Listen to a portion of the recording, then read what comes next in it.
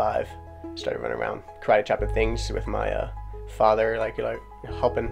My father would play little cops and robbers with us when we were kids, and I'd beat up all my cousins and my brothers and stuff, just messing around. So like pictures of me in house dances, like before I even did any type of martial arts. I remember that as a kid, I was walking towards one of those little shopping centers, and then I saw, for the first time in my life, some kids throwing kicks and saying Kia, Kia, Kia.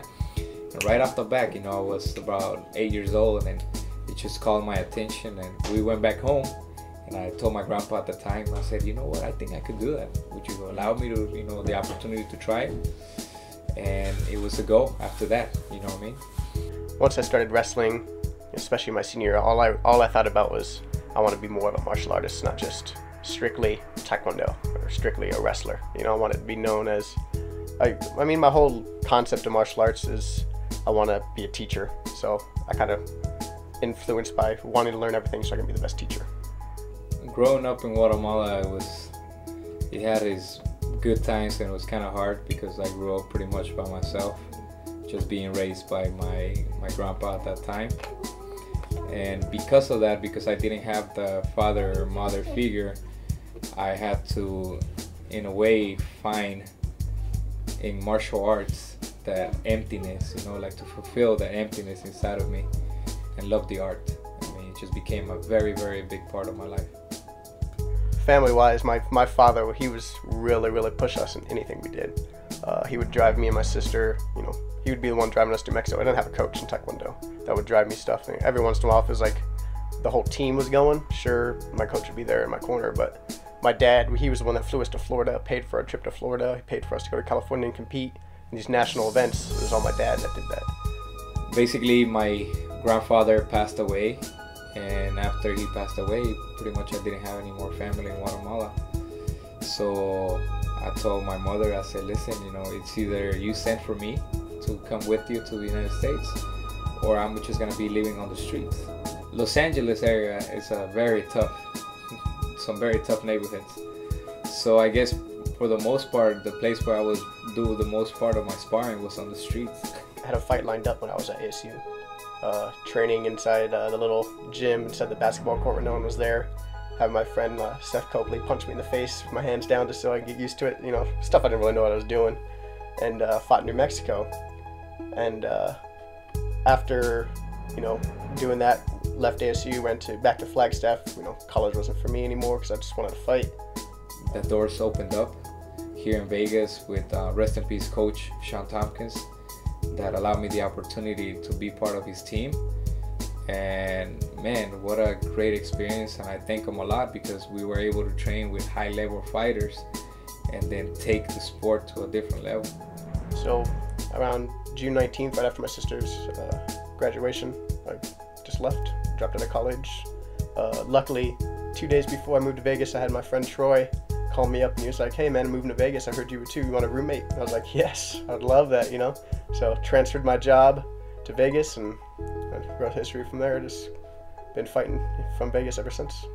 But I think that this is a way that now I'm able to be like a mission. So now I see it as a mission, not only as a sport. Of course, my dream will be to one day be in the UFC, but I think the biggest overall will be for people to find my kids on the streets, and the day that I pass away is for them to say, man, you know what, I want to thank you and thank your father. Because of him, I was able to change my life around.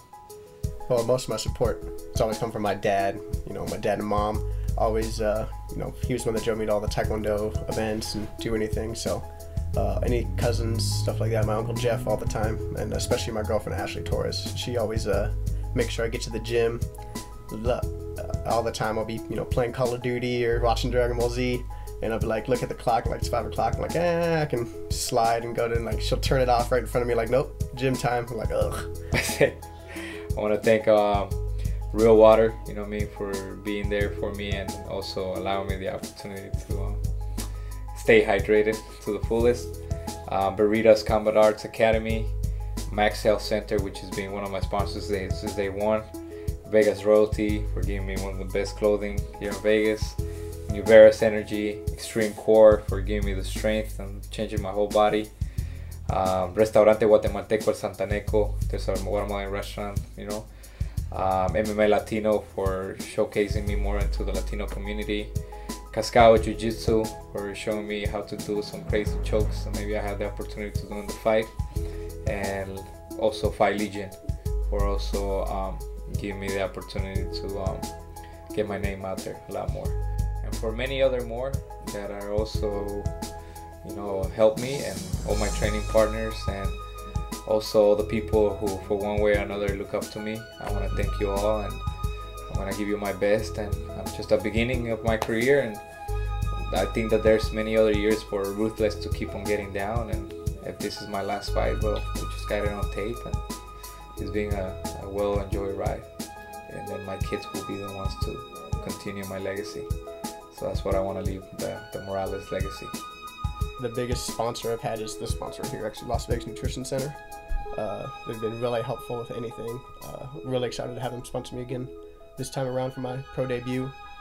During amateur, I had a sponsor back in Flagstaff. I'm not sure how current they are right now, but it was Never Die Athletics.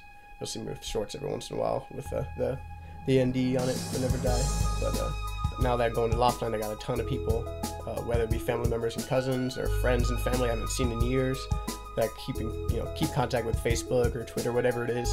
I'm finally gonna be able to see them face to face again at the fight, and just let everybody know. World Fighting Championships, January 19th, my pro debut. Hope to see you guys all there. Enero 19 en el Hotel Avi Casino.